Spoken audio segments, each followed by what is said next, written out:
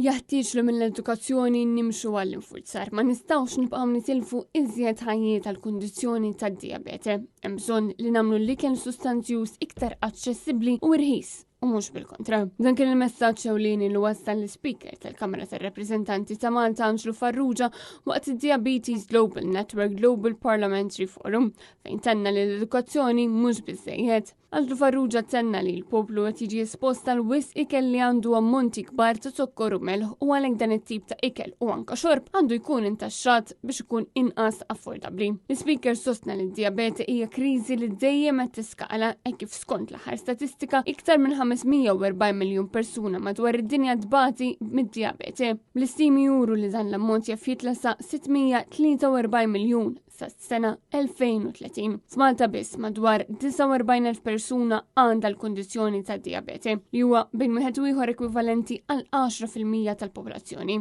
Dan il-forum kien indirizzat ukoll mill-ex Prim Ministru tar-Renju Unit Theresa May li qasmet l-esperjenza tagħha bħala persuna li tgħix bid-dijabete. Fejn sqarret li meta ġiet informata li kienet ġiet diagnoż bid-dijabete tat-tip 2 kienet ħadet xokk kbir hekk kif ħasbet li ftit l-età kienet kbira wisq biex tiġi diagnosed. F'intervent verament onest fil-Parlament Theresa May spjegat ukoll kif it-sokkor saħħa dejjem jitla' qabel ma twieġeb xi mistoqsija parlamentari.